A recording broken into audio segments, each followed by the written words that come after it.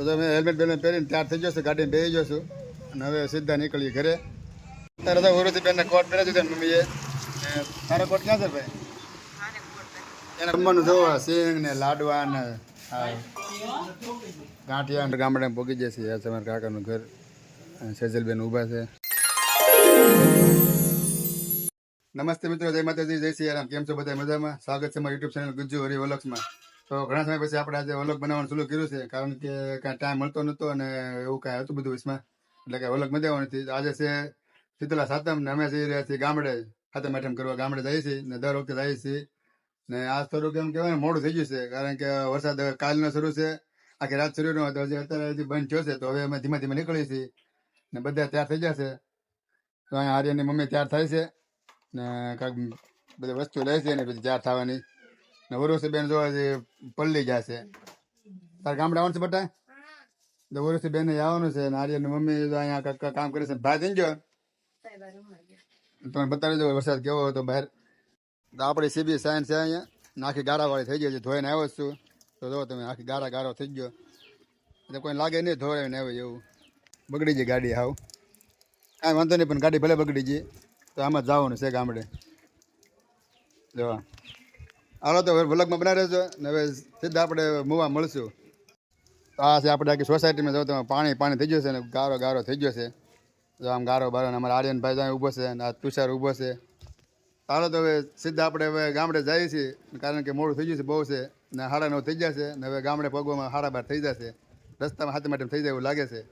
તો તમારે કાંઈ કરવું નથી, વ્લોગમાં બનાવી રહેજો, તમને બહુ મજા આવશે મારો વ્લોગ. તો તમે હેલ્મેટ બેલ્મેટ પહેરીને તૈયાર થઈ જશો, ગાડીને બેસી જશો અને હવે સીધા નીકળીએ ઘરે. ને તો આ બધા રોડ છે અમારે પલ્લી જશે આખો. આ ઉર્વશી બેન ઊભા છે અહીંયા, આ આર્યન ઊભો છે ને જઈએ. તારે ગામડે આવવાનું છે? ગામડે આવવાનું છે તારે ઉર્વશી? ગામડે આવવાનું છે? હાલો તો હવે ને બીજો ગાડી કાઢે છે એને પણ આવવાનું છે, તો બધા હારે જ જાય છે. તો કન્ટિન્યુ વ્લોગમાં રહેજો મિત્રો. આ છે ટોલ નાકું ભાવનગરનું કોપડીનું. અહીંયા અત્યારે મને વરસાદ આવી જશે. ઉર્વશી બેનનો કોટ પહેરાવું છું, રેનકોટ. ને મારો તો કોટ તો હું ઘરે ભૂલી જશું ને આર્યન ભાઈને કોટ છે તો વાંધો નહીં આવે. બાળકોનો કોટ છે ને મારો કોટ તો ઘરે ભૂલી જશું. અત્યારે વરસાદ શરૂ થઈ ગયો છે તો હવે બેનનો કોટ પહેરાવી દઈએ પછી આપણે નીકળી ધીમે ધીમે. તારે તો ઉર્વશી બેનને કોટ પહેરાવી દીધો ને મમ્મીએ. તારો કોટ ક્યાં છે ભાઈ? એનો કોટ જ નથી, રેનકોટ. અમારે 3 જણાનો કોટ છે, એનો કોટ નથી. આ વખતે છે ને બધા માણસના રેનકોટ ન હોય એવું કહે છે, તો આ વખતે આપણે છે ને એને રેનકોટ લઈ દઈએ. ગયા વર્ષે આ વર્ષે તો શું કહેવાય ચોમાસું પૂરું થઈ ગયું છે, તો હવે આપણે જવું કે હે પોર તો નાના પોર તો લઈ દઉં છું. આ બધા તો બધા લોકો સાંભળે જ છે, પોર લઈ દઈશું હું. તો ફાઇનલી અમે પગી જાય છે નેસવર ને હારીમાં આવી જાય છે ને વરસાદ રસ્તા બહુ હતો. હા તો મારા લીલી મમ્મી બેઠા છે, ઉર્વશી બેન, આર્યનભાઈ રસિકની ઘરમાં છે. હવે છે ને કપડા બપડા બદલાવીને આરામ કરી જાવ છે ઘડી. આમ તમે ખાલી જમવાનું જોવા સિંગ ને લાડવા ને